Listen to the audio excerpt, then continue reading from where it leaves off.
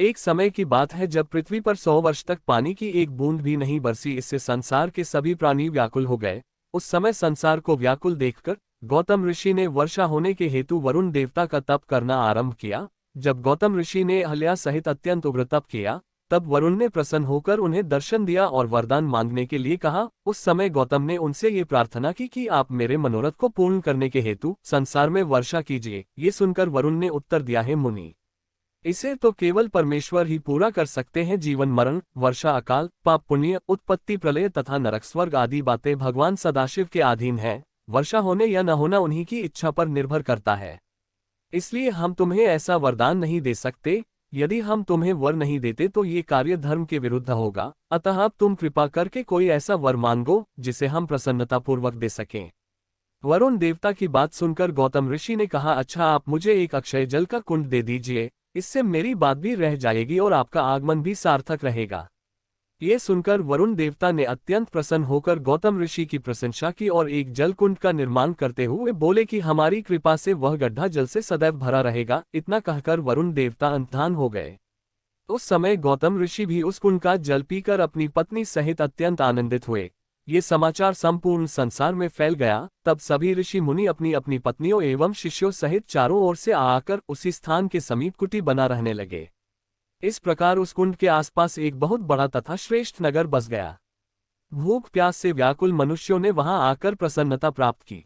वरुण देवता के वरदान के कारण उस गौतम कुंड का ये प्रभाव था कि उसमें से चाहे जितना जल भरा जाए, परंतु वह कभी भी कम नहीं होता था। जल कुंड की वजह से गौतम व उनकी पत्नी अहिल्या का सभी बड़ा सम्मान करते थे। ये सब देखकर अन्य ऋषियों की पत्नियां गौतम की पत्नी अहिल्या से मन ही मन ईर्ष्या करने लगी। जब एक दिन कुछ ऋषियों की पत्नियां कुंड से जल भरने आई तो उस समय कुछ औरतें पहले ही जल भर रही थी। तो देवी अहिल्या ने ऋषियों की पत्नियों को कुछ देर प्रतीक्षा करने को बोल दिया। अहिल्या के ऐसा बोलने से उनको अपना अपमान लगा तो वो अत्यंत क्रोधित होकर देवी अहिल्या व उसके पति गौतम को अहंकारी बोलकर बिना जल लिए ही वहां से चली गई और घर आकर रोते हुए झूठी सच्ची बातें मिलाकर अपने पतियों को सुनाने लगी। तब उन स्त्रियों की बात सुनकर ऋषि मुनियों ने अत्यंत क्रुद्ध होकर गौतम को कष्ट पहुंचाने का निश्चय किया। फिर वे इसी उद्देश्य से महायज्ञ करने लगे। कुछ समय बाद उनकी सेवा से संतुष्ट होकर यज्ञ देवता ने दर्शन दिया तथा ये कहा, हे मुनियों, तुम्हारी अभिलाषा शुभ नहीं है। तुम्हें अपने हाथों अपना ही विनाश करना उचित नहीं। ये सुनकर उन मुनियों ने एकमत होकर कहा, हे देव, हम सब ने गौतम को दैक पहुंचाने का निश्चय कर लिया है। हमारी यही प्रार्थना है कि आप गौतम को कष्ट अवश्य पहुंचाएं। तब उस देव ने अत्यंत दुर्बल गौ का स्वरूप धारण कर गौतम के आश्रम में जा पहुंची। जब अहिल्या ने उस गौ को देखा तो उन्होंने तुरंत अपने पति गौतम ऋषि को बुलाया। गौतम ने देखा कि वह गौ माता उनके आश्रम की नहीं है, तो ये कहते हुए गौतम ने उस गौ को स्पर्श किया तो उसका स्पर्श पाते ही वह गौ इस प्रकार पृथ्वी पर गिर पड़ी जैसे किसी ने उसके ऊपर वज्र का प्रहार कर दिया हो। उस समय सब ऋषि मुनि गौतम जी के पास आ पहुंचे और उन्हें धिक्कार देते हुए इस प्रकार कहने लगे, हे गौतम, तुम्हें धिक्कार है, तुमने गौ की हत्या की है। यदि तुम यहाँ रहोगे तो कोई देवता और पितर अपना भाग लेने नहीं आएंगे। इसी प्रकार उन मुनियों की पत्नियों ने भी अहल्या से बहुत दुर्वचन कहे। तदुपरांत उन सबों ने मिलकर यह निश्चय किया कि आज से कोई भी गौतम का मुख न देखे। उस समय गौतम ने बहुत प्रकार से विनती करते हुए उन ऋषि मुनियों से कहा, हे महानुभावों, आप मुझ पर दया करके इस गौ हत्या के पाप से निकलने का कुछ उपाय बताइए।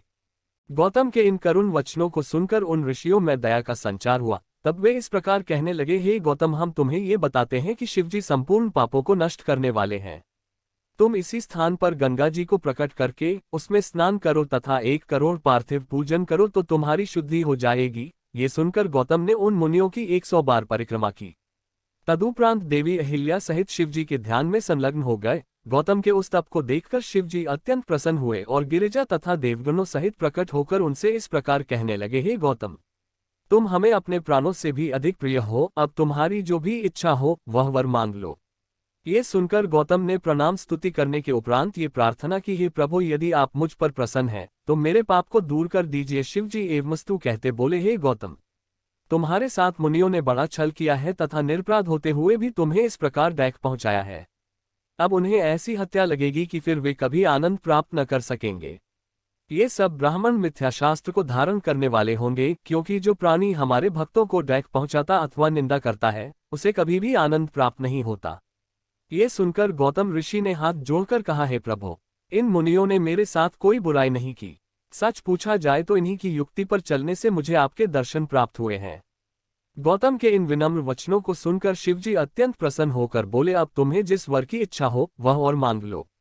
ये सुनकर गौतम ने कहा, हे प्रभु, आप मुझे गंगा जी प्रदान करने की कृपा करें। ये सुनकर शिवजी ने अपने मस्तक से गंगा जी को उतारकर गौतम ऋषि को दे दिया। गंगा जी को देखकर गौतम ऋषि अत्यंत प्रसन्न हुए। फिर उन्होंने स्त्री स्वरूपा गंगा जी को प्रणाम करते हुए ये कहा, हे मातेश्वरी, आप मेरे ऊपर कृपा करके मुझे शुद्धता प्रदान करें। तभी शिवजी ने भी गंगा जी से इस प्रकार कहा, हे गंगे, तुम गौतम को अपना सेवक समझकर इसके पापों को दूर कर दो। शिवजी की आज्ञा सुनकर गंगा जी ने उत्तर दिया, हे प्रभु, आप मुझे जो आज्ञा दे रहे हैं उसका तो मैं पालन करूंगी, परंतु मैं गौतम को कुल सहित पवित्र करने के उपरांत फिर अपने स्थान को लौट जाऊंगी। शिवजी बोले, हे गंगे, हमारी यह अभिलाषा है कि जब तक वैवस्वत मनवंतर का प्रारंभ न हो उस समय तक तुम यहीं स्थित रहो।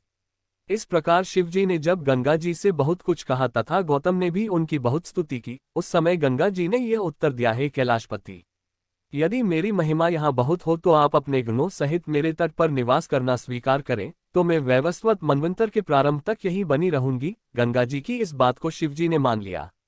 उसी समय से विष्णु ब्रह्मा सहित शिव अर्धांगी रूप से गंगा जी सहित वहीं विराजमान हैं। इस तरह की और वीडियोस देखने के लिए हमारा चैनल सब्सक्राइब अवश्य करें।